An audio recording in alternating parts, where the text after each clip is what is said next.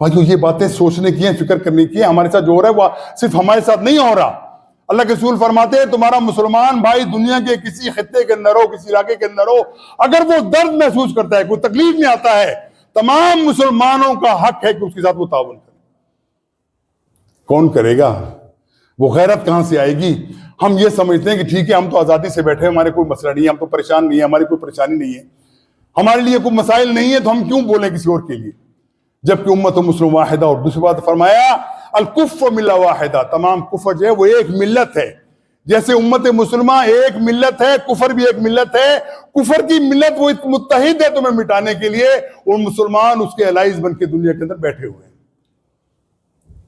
یہ اصل میں سب سے بڑا مسئلہ ہے ہمارا مسلمانوں کا آج کل. سب سے بڑا مسئلہ یہی ہے کہ ہم اپنے دفاع کے لیے بھی بات کرنے کو تیار نہیں، ہم اپنی جان کو بچانے کے لیے بھی تیار نہیں ہے. سوچو جن کے بچے ان کے سامنے ذبح کر دیے گئے، جن کے بچوں کو، جن کو خواتین کو ان کے سامنے بے حرمت کر دیا گیا، ان کے دل پہ کیا گزرتی ہوگی؟ مجھے پھر وہ بات یاد ہے، دل جلانے والی بات ہے لیکن یاد آتی ہے، جب اپنے سامنے بیان کر دیتا ہوں کہ بوسنیا ہرزیگووینا کے اندر اس وقت یہ کفار ٹوٹ کے پڑے تھے مسلمانوں کے اوپر.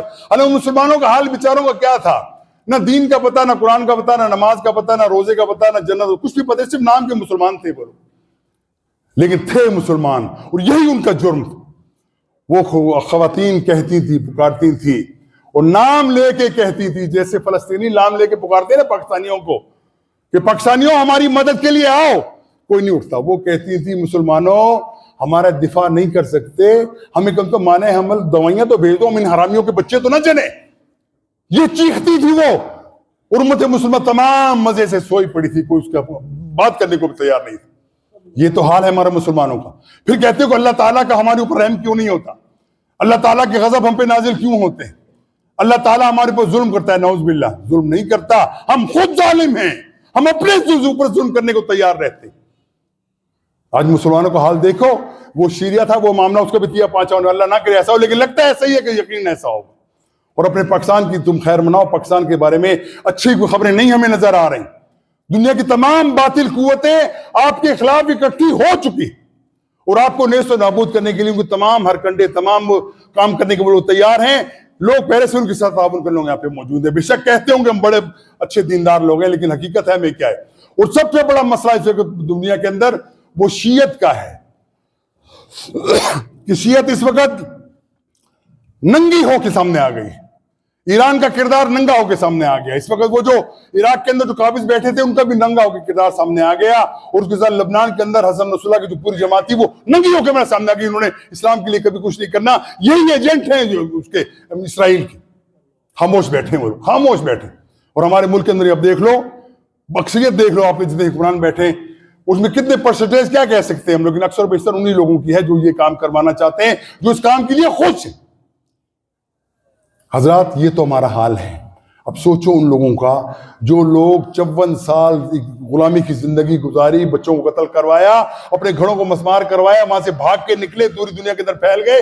آج ان پہ دوبارہ نئی مصیبت ٹوٹ پڑی ہے جو بشار الاسد کی صورت کے اندر نہیں ہے، وہ یہودیوں کی شکل کے اندر ہے، وہ امریکن کی شکل کے اندر ہے، وہ یورپ امریکن کے تمام ظالم اقوام کی شکل کے اندر ہے جو ان کے اوپر قبضہ کرنے کو تیز و نابود کرنا چاہتے ہیں. لیکن ہمارے حلوے مانڈے چل رہے ہیں، واسی ہماری عاشیاں چل رہی ہیں. مسجد میں آتے سے 2 منٹ کے لیے شاید احساس پیدا ہوگا، مسجد باندھنے کے بعد بھول جاتے ہیں کہ ہمارے بھائی کے ساتھ کیا ہوا. جس کا بیٹا قتل ہوا، جس کی بیٹی بے حرمتی کی گئی، اس سے پوچھو کیا ہے. دنیا کے اندر کون ہے ان کی حفاظت کرنے والا؟ دنیا کے اندر کون ہے جو ان کی حفاظت کرے؟ اللہ سبحانہ و تعالیٰ کا اپنا کلیہ قاعدہ ہے. اللہ تعالیٰ کی شان عظیم ہے، وہ جب جی چاہے گا غیب کے خزانوں جیسا معاملہ کر دے گا. لیکن ہمیں آزما رہا ہے کہ تم کیا کرنا چاہتے ہیں. حسبنا اللہ ونعم الوکیل، حسبنا اللہ ونعم الوکیل. بھائیو میں انشاءاللہ آپ کو جو بھی میرے کو اپڈیٹس آتی ہیں یقیناً میں آپ کو بتاتا رہوں گا جائے بغیر اس کے اندر کیا ہو رہا ہے.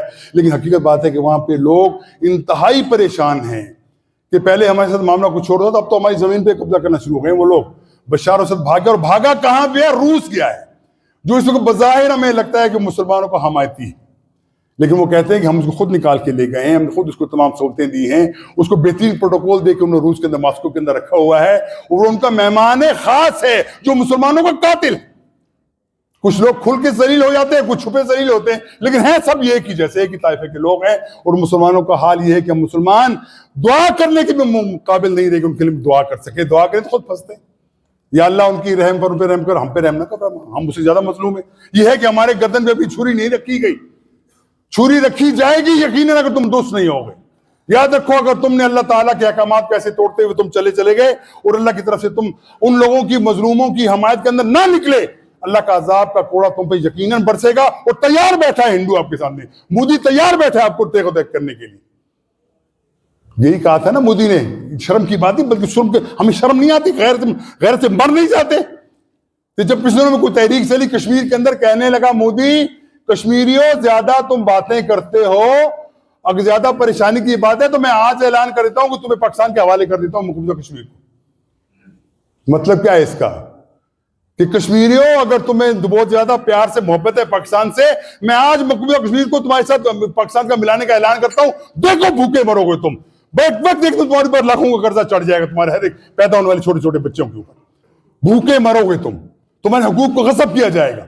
اور اتنی قربانی کے بعد کہا جائے گا تم کہاں سے آ گئے پاکستانی، تمہیں خیرات میں ہم نے آئی ڈی کارڈ دیا ہوا ہے، تمہارا کیا تعلق ہے پاکستان سے؟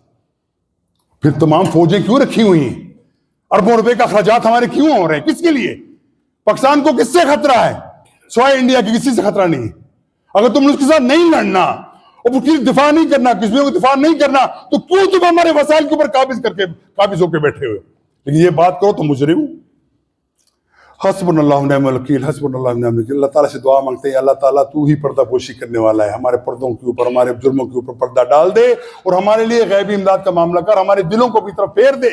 اگر ہم تجھ سے مانگنے والے بن جائیں، اللہ تو دینے والا ہے اور دینے پہ قادر ہے اور دے سکتا ہے اور یقیناً دے گا اگر کوئی مانگنے والا ہو، بشرطے کہ ہمارے دل کے اندر اللہ تعالیٰ سے محبت پیدا ہو اور آخرت کا احساس ہو کہ ہم نے اللہ کے سامنے پیش ہو کے تمام اعمال کا حساب کتاب ہر صورت کے اندر دینا ہی دینا ہے. اگر یہ تصور پیدا ہو جائے، یقین کیجئے اللہ سبحانہ تعالیٰ کی غیبی امداد آئی چاہتی ہے. ورنہ انتظار کرو مہدی کا، ورنہ انتظار کرو عیسیٰ کا، ورنہ انتظار کرو اس خلافہ راج النبوہ کا جو کاش کہ ہماری زندگی میں آ سکے. لیکن ہمیں لگتا ہے دور دور کوئی آثار ابھی نظر نہیں آتے، لیکن حقیقت یہی ہے، اس کے علاوہ اور کوئی راستہ نہیں. پوری امت مسلمہ وہ سوئی پڑی ہے، خواب غفلت کے اندر پڑی ہے، اپنے اوپر ظلم سہتی ہے اور خاموش رہتی ہے. حسبنا اللہ ونعم الوکیل، وآخر دعوانا الحمدللہ رب العالمین. ربنا آتنا فی الدنیا حسنہ